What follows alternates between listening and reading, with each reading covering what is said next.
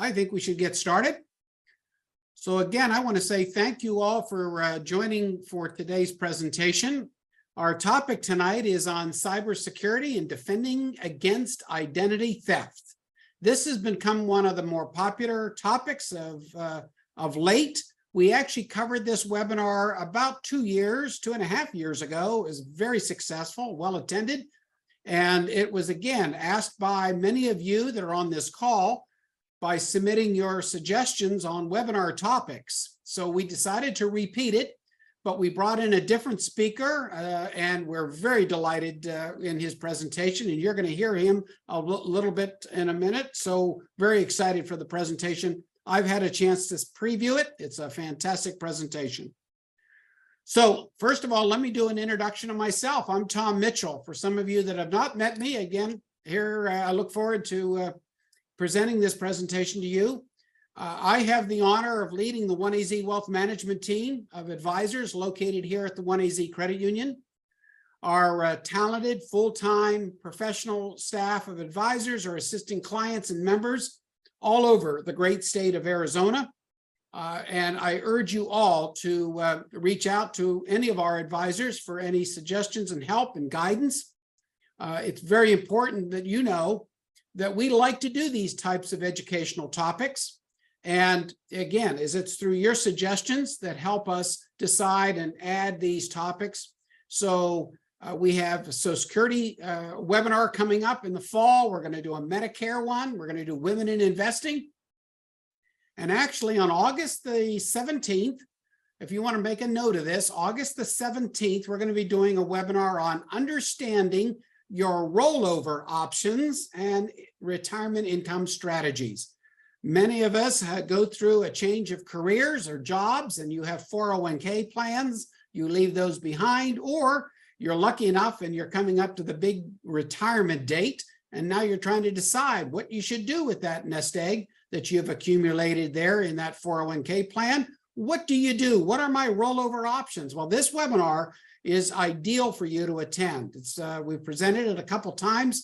Again, very highly regarded and asked for. So again, August the 17th, we'll be doing that webinar. So please go out to our webinar for registration. As for registration, this right here is a webinar informational page for you. It contains our required legal disclosures for your convenience.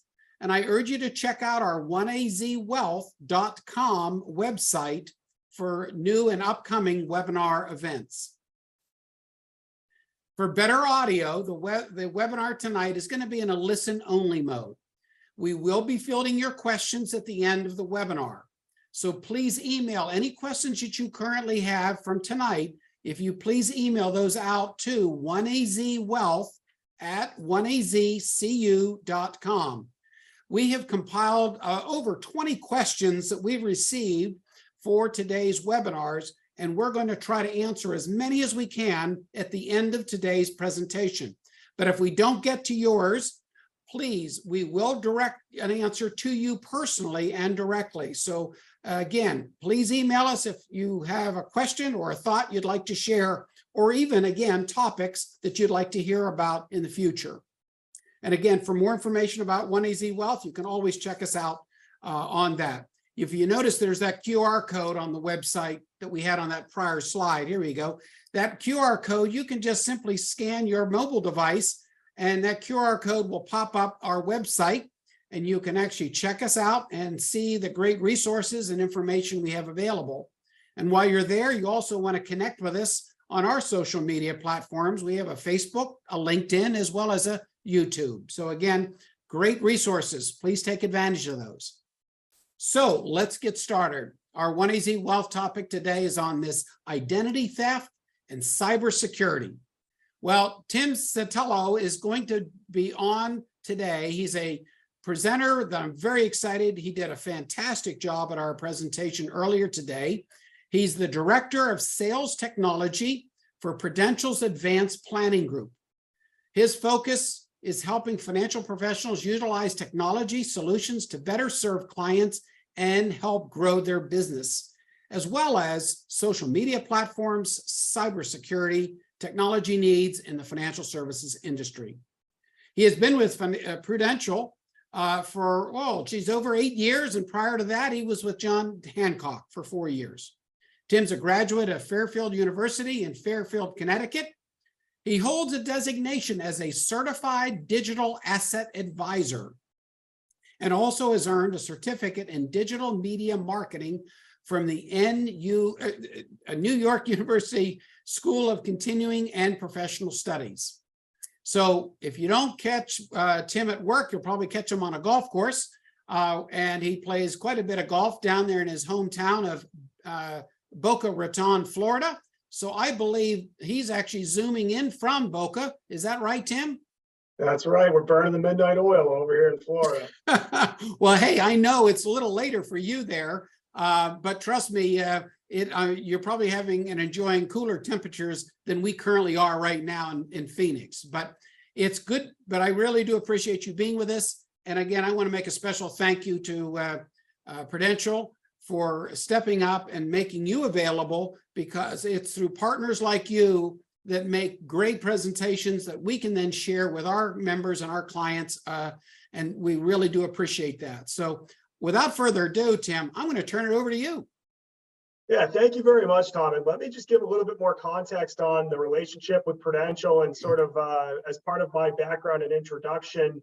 I represent the Prudential life insurance and annuity business as part of our advanced planning team. And our team is staffed with, I think, some of the brightest minds in the industry when it comes to advanced planning, when you've got estate plans or tax questions or life insurance strategies, all sorts of complex case design. We've got dedicated folks that are there to assist. And within that team is my team that's specifically dedicated to things to do with technology for both advisors like the folks at OneAZ and consumers like all the folks on the line today that the technology that impacts their lives. And, you work with folks at OneAZ to protect your income and make sure that your investments are in order and all the different financial planning strategies to sort of ensure and protect your financial livelihood. When I talk about this topic, I really think it's as important as an element of your financial house then as all of those other items that you would talk to an advisor about. I really do think that the potential downside of falling victim to identity theft is as and can be as dramatic or impactful or catastrophic to your financial state as selling at the very bottom of a market correction, or passing away without life insurance or an estate plan, or not properly managing your tax impact every year. This really can have a tremendous impact on our lives, our stress levels, our finances. And it's my pleasure to be able to bring this education and this topic to you all. So I thank you for taking some time out of your evening and allowing me on behalf of Prudential and OneAZ to bring you this content. So let's dive right into this, and we'll talk about my plan of attack here, and we'll save some time for questions at the end. But I want to go through this agenda, and I want to start by taking a giant step backward and talking about the state of the world. Why are we having such high demand for an identity theft topic on a 5 o'clock at night webinar on a Tuesday? Why am I seeing it on the news every night that there's been another hack, there's been another breach? I probably know people that have been impacted by identity theft, or unfortunately it's happened to myself. This is the state of the world. How did we get here? And then I want to go into protection strategies. The 3 different buckets that we'll cover here are all going to be filled with, I would say, best practices or tips and tricks or things to remember or habits to create for yourself, all about the things you should know about and create a little bit of more of awareness on, how to monitor and proactively look out for your identity, and then defend, and how do you get yourself into the best defensive posture as possible. I'll give you my top recommendations to make sure that you're not falling victim, as you'll see in a couple slides, about 50 million Americans do each year. So the state of the world, to kick us off here, is best summarized by this quote at the top of your screen. If you can be hacked, you are hacked. And I think Mark Cuban said it a different way, where he said there's 2 types of businesses that exist in the world today: those that have been hacked and those that have been hacked and they just don't know it yet. So thanks to this great luxury that we have of the internet, we also have been ventured into this landscape of 24/7, 365 global cyber warfare on this sort of level playing field of the internet, where it could be someone in Russia, China, India, or Iran, or wherever it could be internationally looking to do us harm, or it could be a 17-year-old kid in their parents' basement on the Wi-Fi. The internet really has leveled the playing field and created a whole lot of downside risk for our information, our assets, and our security. Now, I'm going to go through a lot of sort of doom and gloom slides in the state of the world, because it's honestly what the state of the world in this aspect is. But I want you to take a couple of statistics and put them in your back pocket as a silver lining for hope in this area. The first one of them is at the bottom left-hand corner of your screen, that nearly 90% of all of these breaches are due to human error. I see that, and I think 9 out of 10 of all of these attacks, which every company's either hacked or they don't know it yet, is all human error. That leaves me pretty hopeful that if we can eliminate some of the bad habits, we can really start to wrap our arms around this thing. So as we proceed through here, keep that in mind, and I'll give you a little bit more good news as we go throughout. How and why? What's going on when you hear about cyber attacks, and really, why is this such a big problem? Now, there's the big three are up on the screen there. There's espionage. They want to get into companies and steal proprietary information and trade secrets and sensitive data. There's just the acquiring of information in espionage. There's ransomware. They want to take over systems and hijack computers and organizations or entities and say, we're going to hold things up, or we're going to release your data out onto the internet, or publicize sensitive information unless you cough up the cryptocurrency or pay the ransom. And then there's phishing. And I think as regular citizens that are just tax-paying Americans that aren't the chief technology officer, chief information officer at a major Fortune 500 company, or a state or local government, something that's in charge of a large enterprise, phishing is most likely the one of those three that is going to come across our desk. And we'll spend a little bit more time in a couple of slides talking specifically dedicated to how to avoid phishing. But I want you to think about it as this. Phishing is a social engineering attack. So they're looking to get you to take the bait and act on the messages that they send out. They want you to click the link. They want you to download the file. They want you to respond with the information back. There's no harm in receiving these messages, and I guarantee you will continue to receive them. The only thing that gets you into trouble is when you act on those messages. And I will go through in a few slides and teach you some of the best practices I've come across to prevent you from falling victim to taking action on the wrong prompts. Down at the bottom there, you see the FBI is telling us that since the start of the pandemic, we've been up about threefold on this. And I'm here to tell you that even before we knew what coronavirus was, this was a increasing problem that's gotten quite worse. And this chart here is going to have a little bit of conflicting information with the statistic that's above it, where it's going to say, the stat will tell you in 2020 we came down 19% in terms of total breaches.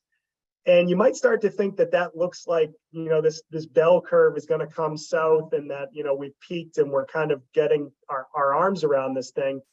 I will tell you that the cybersecurity professionals think the opposite is true, that essentially the beans have been spilt, that there's so much data out there that's so valuable and so sensitive that the bad actors have shifted their efforts from accumulating additional data to now monetizing and cashing in on that data, be it espionage, ransomware, phishing, identity takeovers, you name it.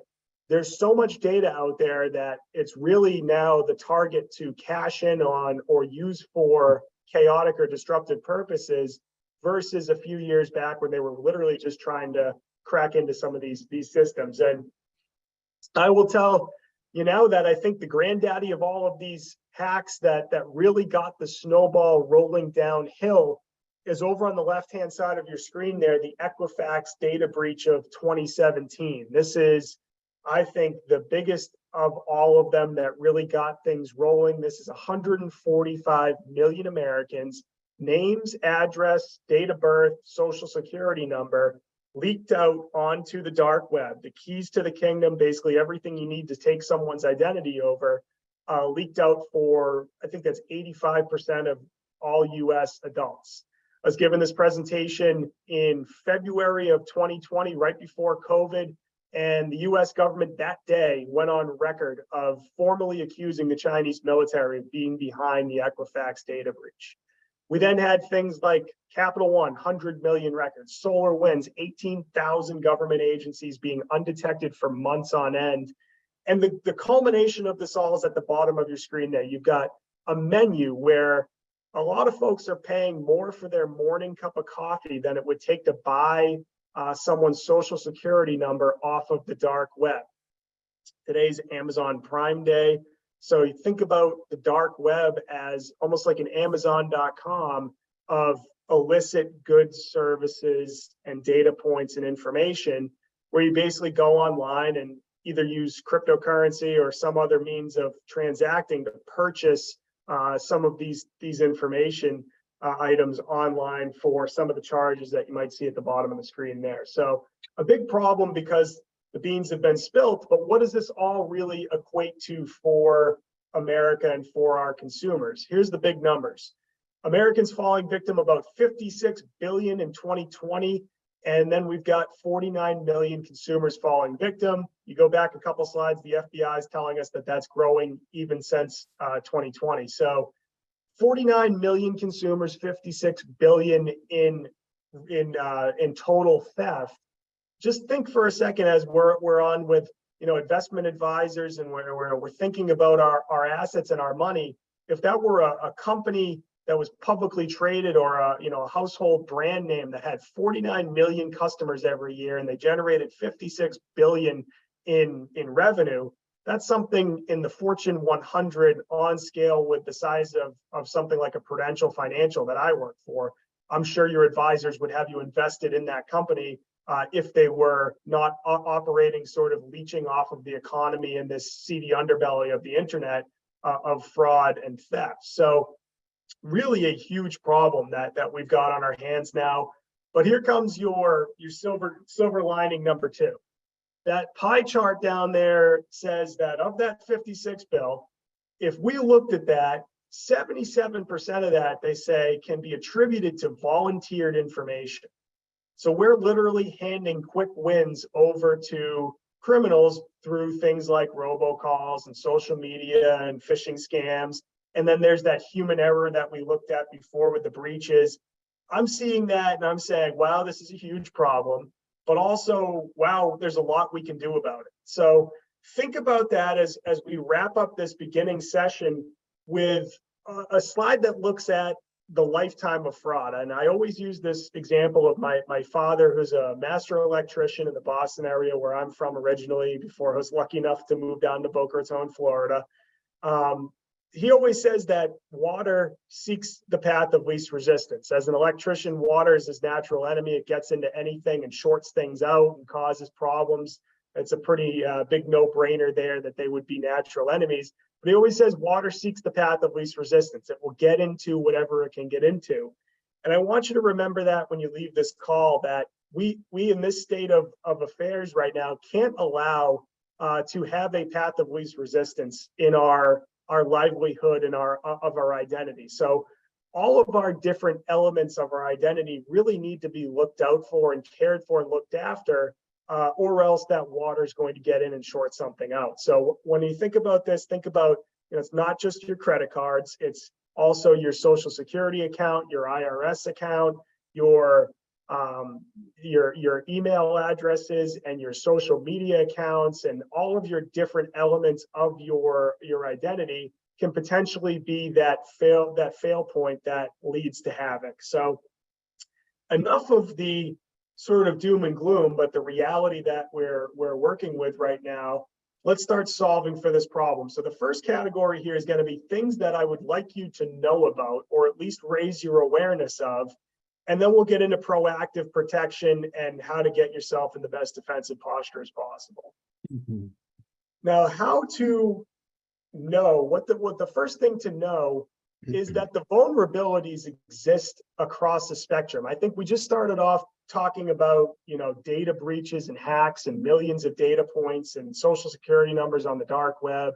And we might start to, assume that all of this has to do with the internet and is high tech. And this slide is really to create some awareness that there's still a risk along a spectrum of no tech to low tech to high tech. And we can't turn a blind eye to things like our credit card, and then things even in the physical realm of our wallet and our purse, our statements, and our old familiar daily mail. And the USPS, I just saw on TV today, they're raising the price of a stamp for the third time in a year. But I like to call them the world's largest advertising agency. They bring something like 50 pounds of junk mail into our door each year. And I think we throw away something like 95+% of that. But inside of that junk that comes to us every day from the government is risk. There's pre-approved credit card offers, 0% APR for the first 12 months, 200,000 Sky Miles, sign up now, pre-approved, or your American Express statement or your 401k quarterly statements that come in the mail. A lot of this risk is commingled and hiding with the documents that we so easily throw out as soon as they enter the door. So I'll make another reference to Amazon Prime Day and say, it's probably never been a better time to buy a shredder online if you don't have one. Every American household should have a shredder. You can probably get one for 30 or 40 bucks delivered to your door tomorrow. And anything that comes in the house with potentially sensitive or risky information on it should leave the house through the shredder. Before it even gets to your door, can you stem the tide? There's optoutprescreen.com. This is the do not call list for pre-approved credit card offers. So what you can do is go onto that website, enter in a little bit of information, and elect to remove yourself so that you no longer get those pre-screened credit offers, and they won't even show up in the mail. It might take a couple of months to kind of set in so that the mail cycle works its way out, but then they will stop showing up. I've had it happen with me. I haven't had one in years. The USPS has this great service called Informed Delivery, which you see on that screenshot of that phone on the right-hand side of your screen. That is a great free service that you can sign up for, and every morning before the postal carrier goes out with their rounds, you can see almost a photo of the different mail items that are going to appear in your mailbox or should appear in your mailbox later that day. And this is a great little check and balance system for, knowing if that Discover card statement looks like it's going to be coming in the mail, you better make sure that it actually shows up within 1 or 2 days, or it's a reason for some alarm. So there's some ways here to start to reduce your risk or eliminate your risk in the physical realm. The last thing I'll say is, in a wallet or purse, are you carrying around a blank check for emergencies? Do you have a sticky note with your usernames and passwords written on them? Do you have your social security number still inside of your wallet on an old Medicare card, or your social security card in physical form? Are those things adding more risk to the equation than the benefit that you get from them? I would take a pretty critical look at that stuff. Next thing to know is what is already out there. And I always feel funny when I read this website, because I've never really played video games, but this is apparently a video game slang term. HaveIBeenPwned.com, PWNED.com. Don't ask me, it's HaveIBeenPwned.com. This is a website where you can enter in your email address or phone number. And what the website will do for you for free is scroll the dark web and let you know if you were involved in any of these data leaks, and let you know exactly what kind of information was breached. I've got my example there from LinkedIn, where in 2016, I was part of 164 million email addresses and passwords. And I didn't know it until I went on this site. And then that was a great way for me to know I had to go out and clean up that mess and change that password and update my security settings. So great thing to know what beans have already been spilled.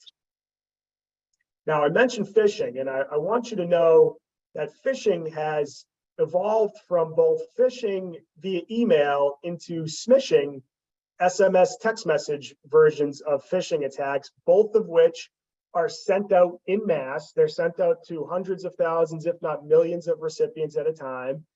And they're looking to play the big numbers game where, that 0.01% of recipients is going to take the bait, and they're going to take action on the message that's sent. They're going to click the link, they're going to download the file, they're going to respond with the information.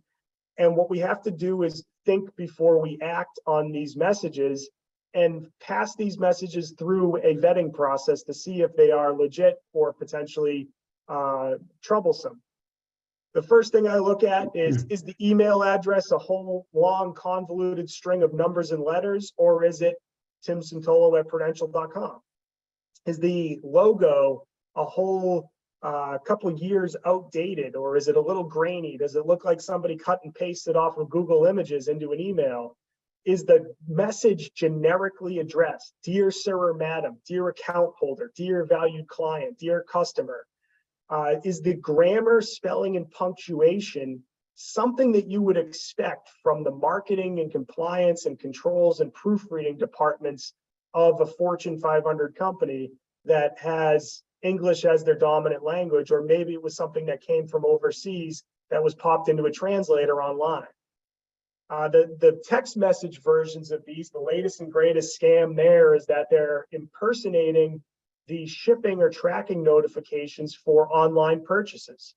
So I've mentioned buying things off of Amazon a couple times today. I'm buying things all the time off of the internet, and almost every time I get an email confirmation or a text message with the tracking, and I want to see where it's coming from and how fast it's going to get to my door. And the criminals have gotten wise to this and are trying to replicate those messages. So if you see something like that come in that might be a little fishy or unexpected, I would always default to the website or the point of purchase, or maybe that email that you got exactly after you made a purchase online as the route to go get that information and that link. I wouldn't trust these text message links that are trying to maybe impersonate a purchase that you may or may not have made. The next thing to know here is that your smartphone is not only a tremendous store of sensitive information about you, it is generating more information on a second-by-second basis because of the apps and permissions that we give that phone to continue to collect that data on our habits. And the first thing for phones is really table stakes, that you have to have a passcode, or better yet, a biometric security authentication to get into that device. You can't have that phone fall out of your pocket in the back of a cab or an Uber and have anybody just swipe into that phone and be able to get into your email and your apps and your text messages and all of your settings. So have that phone secured with the best, highest technology security that you possibly have, which I would say goes beyond the 4-digit code, because I've seen situations where they hold the phone up to a special light and you can see the wear and tear on where that 4-digit code comes up, and then they're off to the races to crack that. I would use the Face ID if you have an iPhone, or the fingerprint, or whatever the biometric security option that you have. The next thing is to think about what kind of data we're volunteering to what applications on the phone. The data is worth a whole lot to the folks that are trying to collect it. They want to know everything about you all the time, so they try to grab of it, as much of it as they can. They want to know your location. They want to know all of these different data points, because it helps them keep the lights on and generate revenue, and they sell it to advertisers and they target goods and services to you. But we just already went through about 4 or 5 slides of how poor of a job entities are doing at protecting their data. It's all breached and it all ends up online one way or another. So we really need to go through all of these different applications and really take a critical eye at the permissions that we give them, and think, does my Words with Friends game need to track my location 24/7, or does this need to know where I'm at all the time, or can it just know when I'm using the app? And depending on your phone or your operating system, there are a lot of leeway for you to be able to customize or curtail some of these things. For my Apple users, I'll pull up a couple screenshots right here of something that if you've got an iPhone in front of you, you can open this up and go into the settings, the gray gear icon, and then open up privacy and tracking and turn off this allow apps to request to track prompt. This is turning the green to gray to turn off that setting right there that has apps say, hey, can I track you and what kind of information can I get? This is a step in the right direction. It basically slams the door on the apps and says, no, don't even bother. Don't ask me. I don't want to give it to you. The apps and phone companies, specifically Apple, are coming a long way in terms of being a little bit more consumer friendly with protecting their data. And you have a lot more ability to kind of go in there and leverage your privacy settings and all of the different location sharing details that you have in there. So I would just encourage everybody to take 5 minutes and go through and make sure you're not sharing too much information on your phone. The next thing to know, or the last thing to know in the no category, is Wi-Fi can present a risk, but the risk is really dependent on where you are. So at home, I think if you have your network, your home Wi-Fi network, password protected with a strong password, you're in pretty good shape.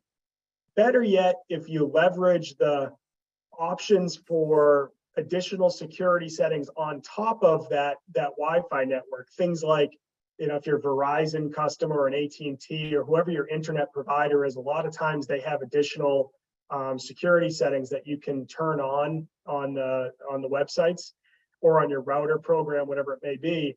But I think at table stakes for home Wi-Fi is just having a strong password protected network so that somebody can't pull up around the corner in a van and reach your signal and get onto your network and start monitoring things. In public, what we need to know is that when we're on public Wi-Fi, we may not be on the Wi-Fi network that we think that we're on. So I travel a lot for work to do presentations like this, and I have a little Wi-Fi hotspot that generates a network where I am when using a cell signal, and I can title that Wi-Fi network whatever I want. I can name it Starbucks Guest Wi-Fi, and there can be people that jump on that network thinking that they're at the free Starbucks Wi-Fi. And potentially, if you're on a network that someone else owns, they can monitor the transactions and all the data and all the information on that network. So what I tell folks is be very careful about what public Wi-Fi you use. Make sure that you can find a way to trust with a good degree of certainty that you're on the right network. Sometimes a little web page pops up if it's like a Marriott or a hotel somewhere. It'll automatically redirect you to a page, which is a dead giveaway that you're in the right place. But always sort of assume that someone's looking over your shoulder and can see what's on your screen when you're on that public Wi-Fi, and that I think will keep you out of trouble from making a trade or entering in a password or opening up an account and revealing the account number. If you just assume a stranger was looking over your shoulder, it would probably keep you out of those troublesome behaviors and play it safe on the foreign Wi-Fi. All right, rounding into second base here, and we're going to talk about what we need to proactively keep an eye on. Social media. I think we may all be familiar now with the old story of the couple that goes to Cabo and they go on vacation and they're taking a picture of the beautiful blue crystal clear water, and they put it up on their Facebook and they say, oh, that we're having the best time of our lives. And they come back a week later and their house is cleaned out because of the burglary that happened while they were gone, because they advertised to the whole world that they're out of the country and that they're going to be gone for the next week. I think we're getting a little bit better with some of our posting etiquette now that social media has been around for a little while.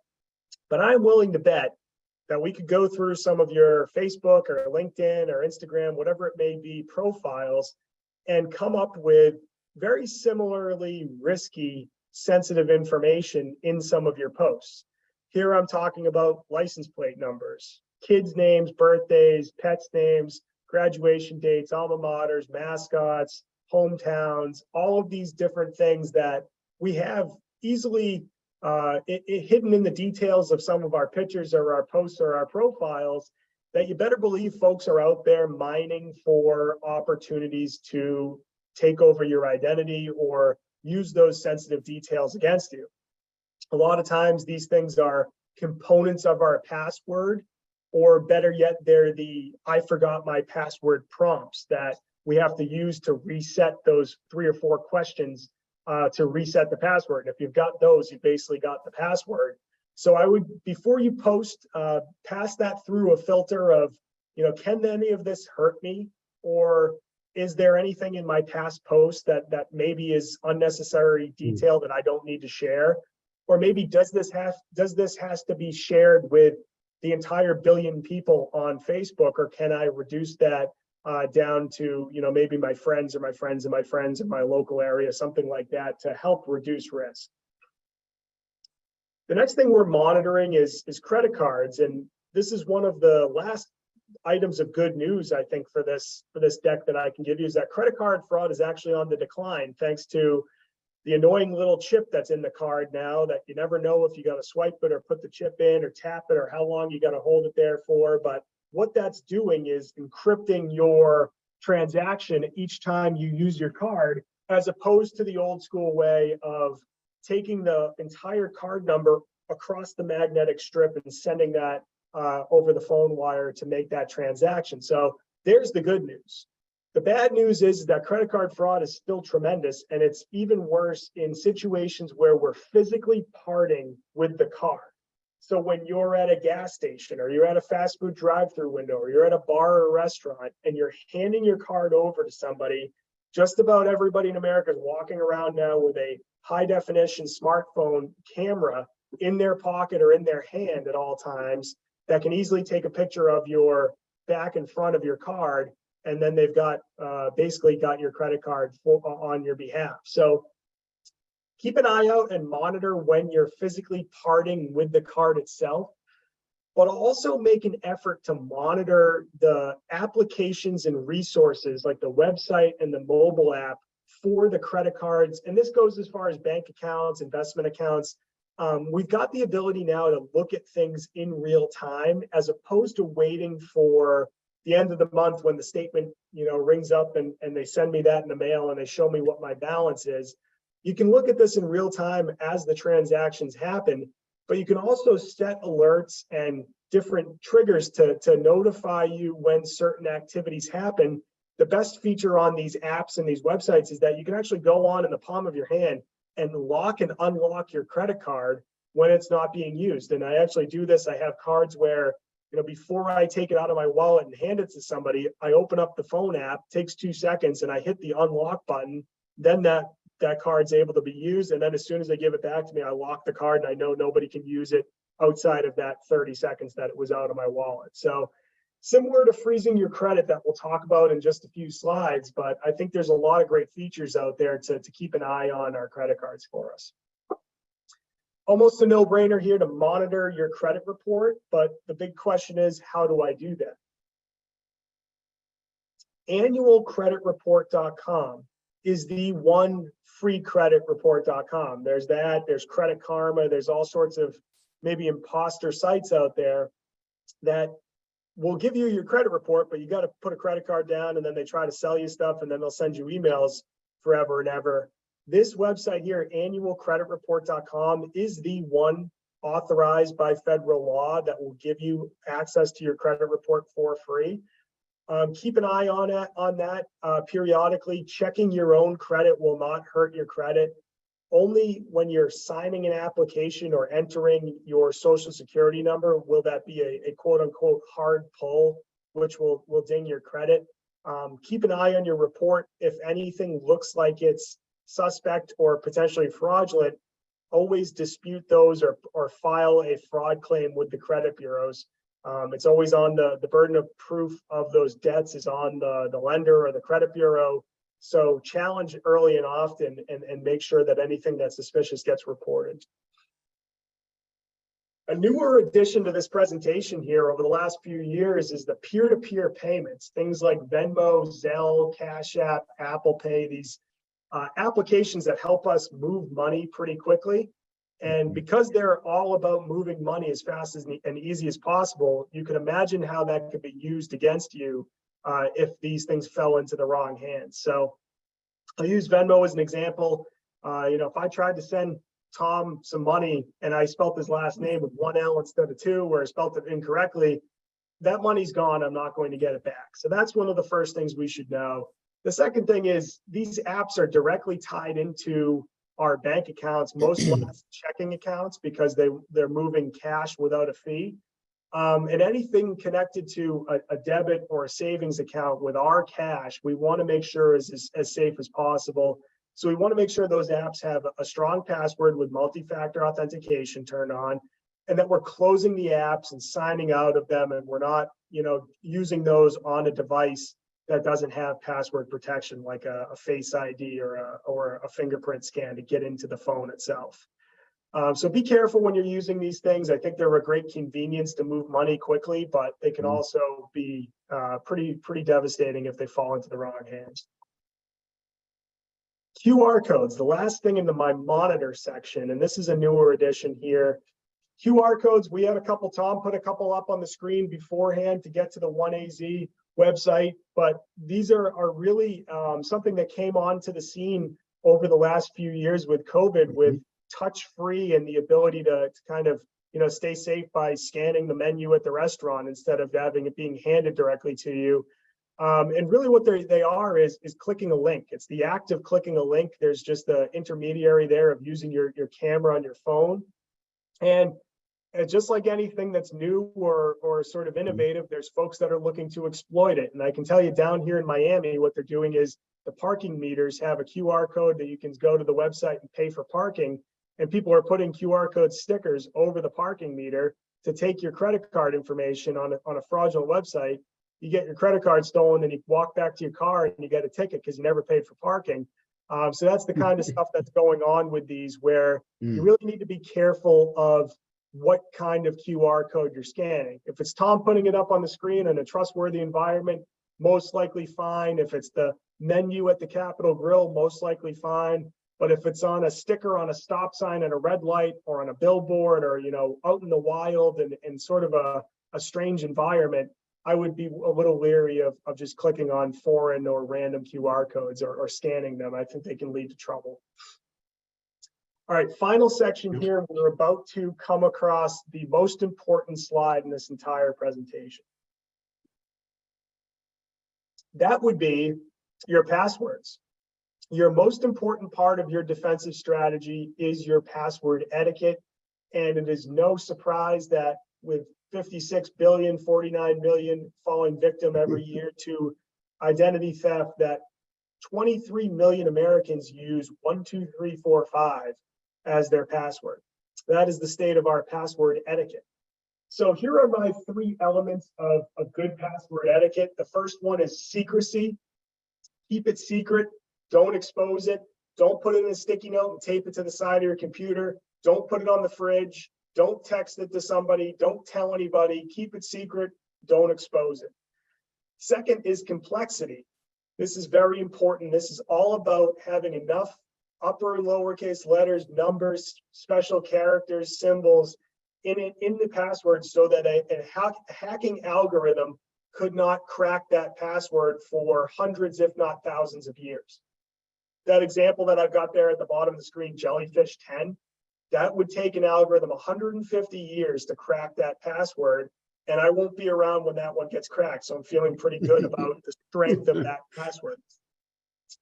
The variety is the last element that I think is the most important, but also maybe the hardest for folks to get on board with, is having different passwords for all of your accounts and changing them often.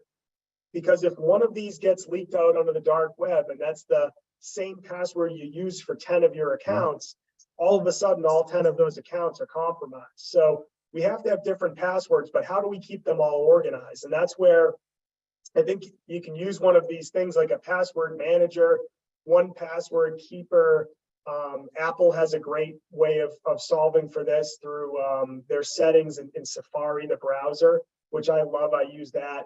But keep in mind that if you're using something that contains all of your passwords, the password to that manager needs to be Fort Knox, because underneath that, if they get into that, they've got all of your different accounts all under one roof. So make sure if you're using one of those, do it wisely.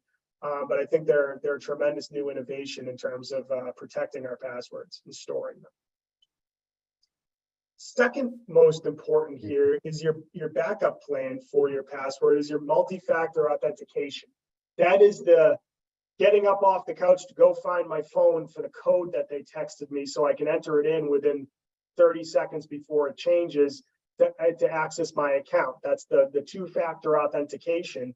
It's a little bit of a chore, but if that stat right there doesn't sell you on multi-factor, I don't think anything will. It blocks 99% of automated attacks according to Microsoft, of all people.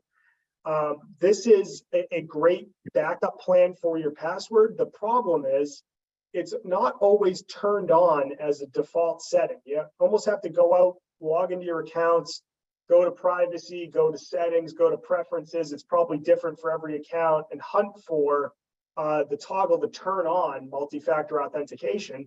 And then you've got to go through the chore of doing it every time. And I really do think that effort is worth it to make sure that you are protected 100% of the time if your password fails. Next up here in terms of defending yourself is hiring some help to keep an eye out for you 24/7, 365. This is credit monitoring and identity theft protection services.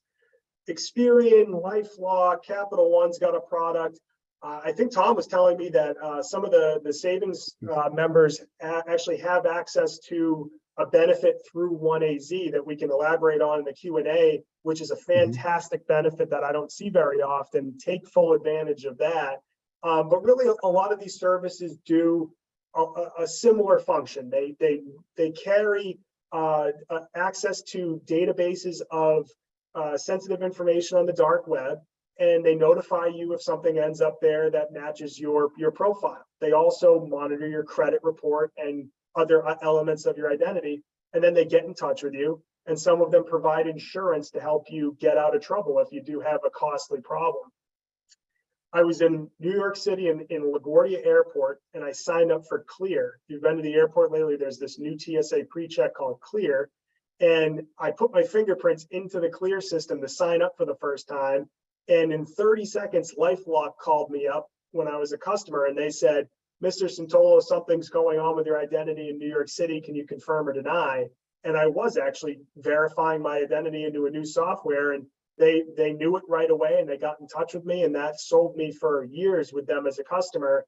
And I've recently switched over to Experian. I think their product is fantastic in terms of user experience, and just the overall cost of it is great.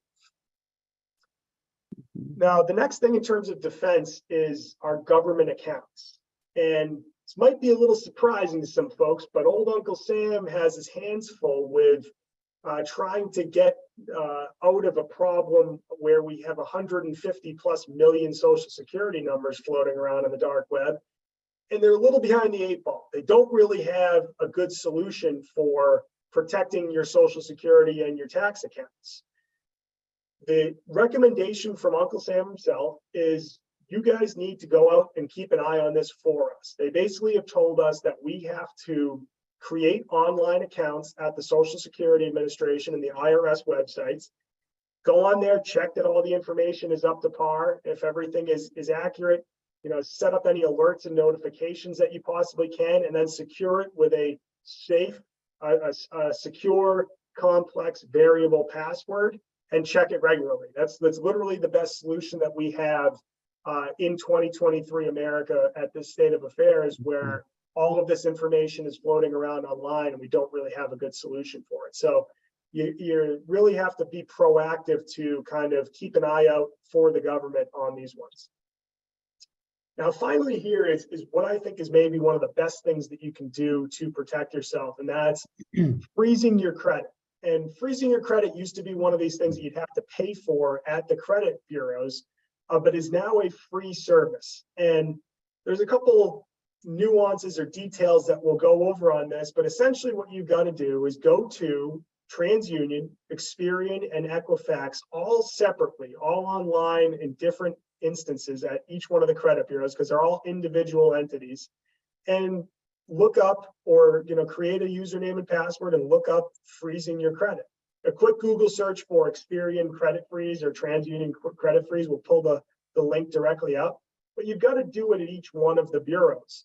And really what this does is it puts up a blockade between a lending institution and the credit bureaus. So if American Express wants me to, or someone applies for an Amex Platinum to American Express, whether it was me or it was fraudulent, they have to get in touch with the credit bureaus to verify that, what my score is and whether I deserve this card or not, whether they're willing to take the risk on me.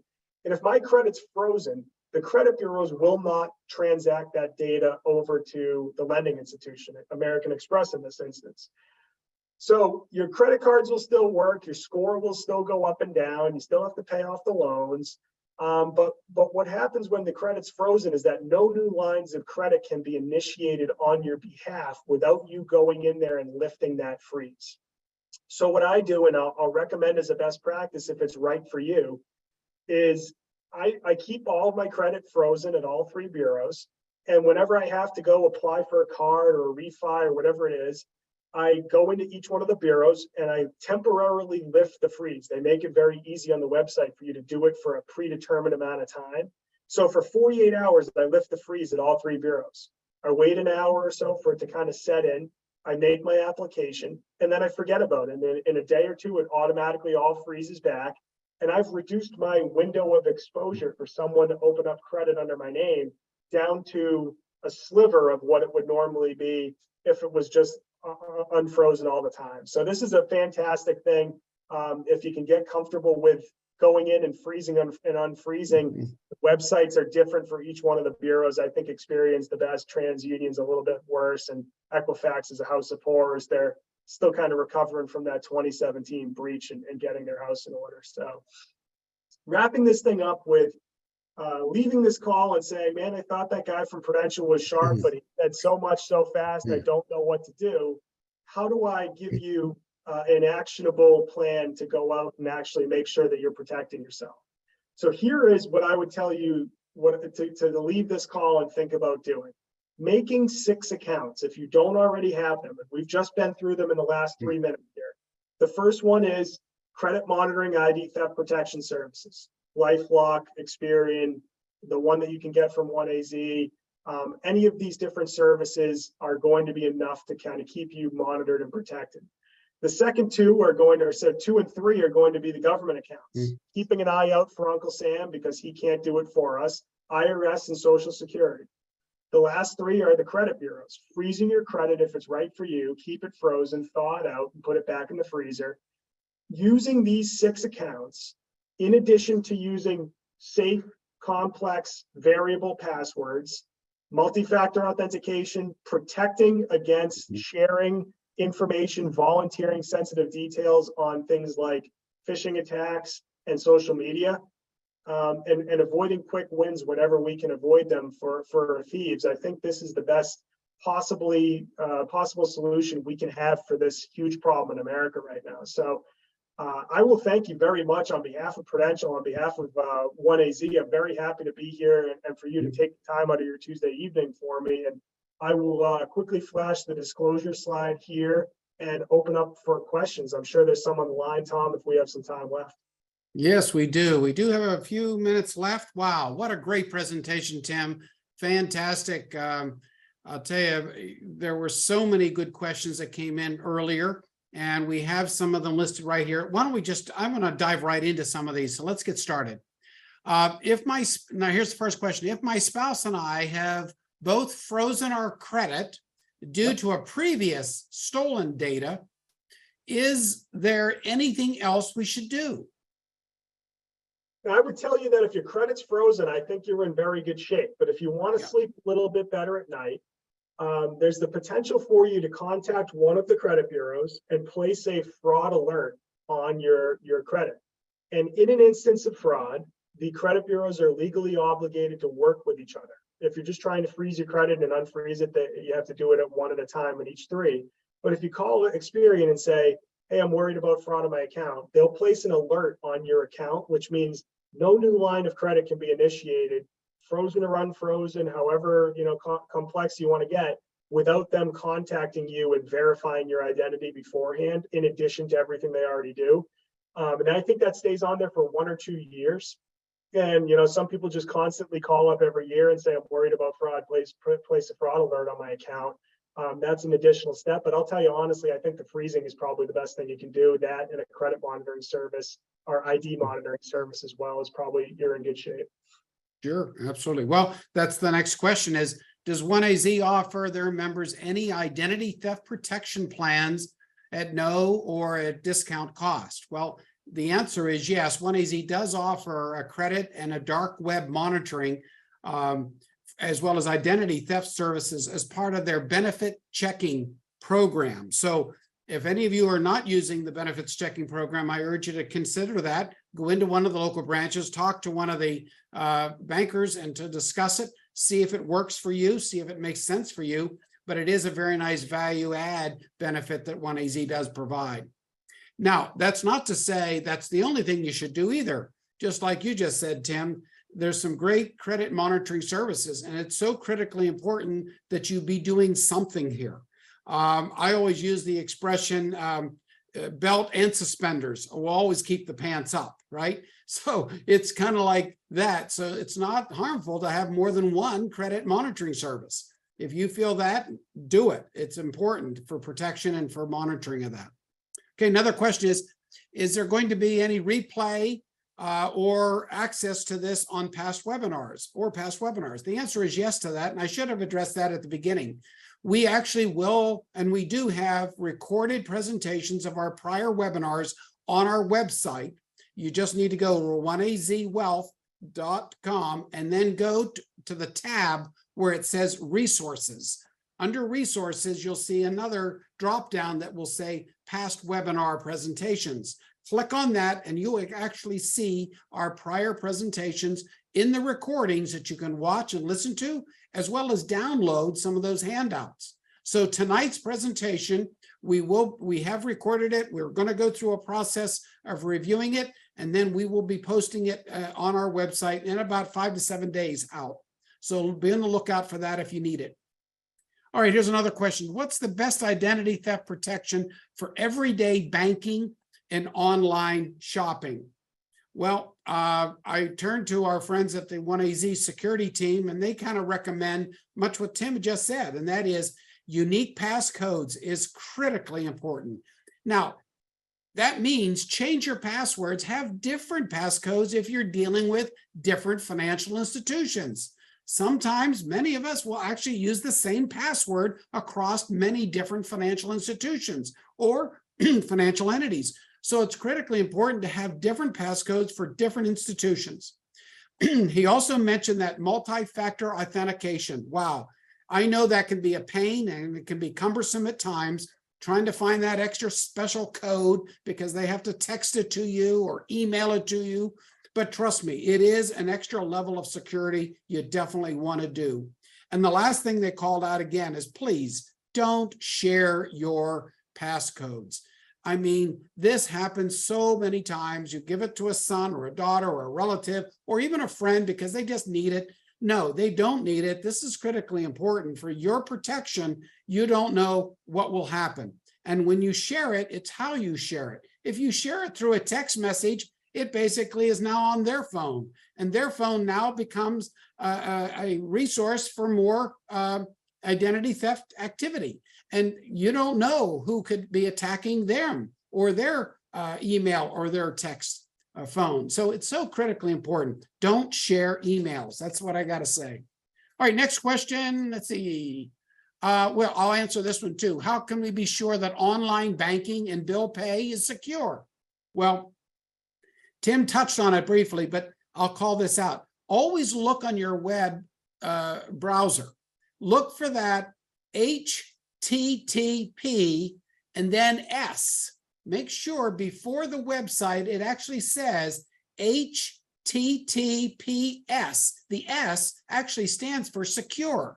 And basically, when you use an HTTPS, site, you're actually communicating and your data is encrypted.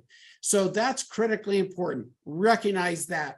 The other thing I want you to know that most online banking, I would say clearly, online banking and bill pay is a secure activity. Trust me, institutions recognize the vulnerabilities and they're doing everything they can to kind of protect you. Let me just share one little thing that many institutions, and I know at OneAZ they do this, is that if it's a timing of where you've logged in and where they track where you've logged in from. For example, here you're in Phoenix and you've logged into your system or into your accounts. And then 10 minutes later, somebody logs in, but they're from San Diego. Well, the computers recognize, wait a minute, you can't be, or you can't get from Phoenix to San Diego in 15 minutes. So they would literally block that and freeze it and then call it out to you for identification and for fraud issues. So critically important that everyone's out there trying to help you and protect you, but you have to actually take some of those steps yourself. All right, let me go down. There's lots of great questions here. Here's one for you. I think that's time Tim. for one more. It's 9:02 p.m. here on the East Coast, just to let you know what we're doing for time. Okay, well, last one. What type of protection is needed for my laptop and my phone? You want to cover that one, Tim? Yeah, I think the best sort of protection we've already sort of covered is make sure that nobody can open that laptop or open that phone without going through the top of the line security to get into the device itself, right? Biometric security, fingerprint or Face ID if you've got it. The second thing is really, we used to live in a world where you got McAfee antivirus or Norton antivirus, and whether it worked or not is up for discussion. But viruses were a little bit more of a Wild West thing, 5 or 10 years ago. Now it's all sort of built into the operating system of the phone or the laptop. And especially when, most people have Apple devices, I would assume, keeping that operating system as up to date as possible is, I think, the best practice to make sure that you've always got the latest and greatest security settings, because a lot of these antiviruses and security software is built into the phone and the computer. You just have to make sure that you continuously update it with the newest, latest, and greatest software. Yep. Excellent. Excellent. Wow. Let's wrap it up. I do have a couple comments I would like to conclude with us here. First of all, thank you, Tim, and thank you, Prudential, for sharing these insights and these presentations. It's critically valuable for all of us.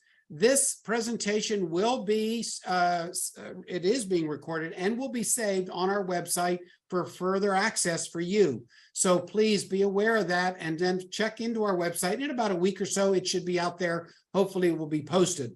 In the meantime, if you have any questions right now, please reach out to OneAZ Wealth at OneAZWealth.com, and we will field your questions and get back to you directly.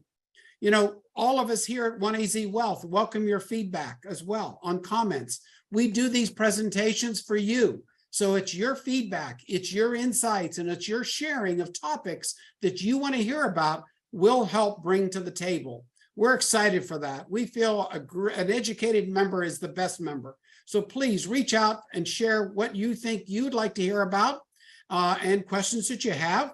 And while you're doing that, you sure should be doing a second opinion check, right? If you're not a client of OneAZ Wealth, I urge you to take a look and meet with one of our advisors. Complimentary service to have a chat, to visit, to learn more about what we do and how we can help you with your financial needs and your financial planning needs. There's no better time than now, right now, for a second opinion to be reviewed at what's going on. Many of our clients actually have come to us, they've had other advisors, but when they hear and meet with our team, they find that we've learned or they've shared, they come to learn new ideas and some ideas that they hadn't heard before. And they like them and they would like to become clients of us. So we'd urge you to do that. It's your member benefit here at OneAZ. So take advantage of it. So again, concluding, please call us at the number 877 at 566-0517, or you can visit it on our website at oneazwealth.com for more information and lots of great resources that are on our website. So in sum up, thank you again for all attending. Thank you for joining. Thank you, Tim. And from all of us here at OneAZ and Tim at Prudential, We want to wish you the very best for the remainder of 2023 for your safety, your health, and your wealth. Take care and good night.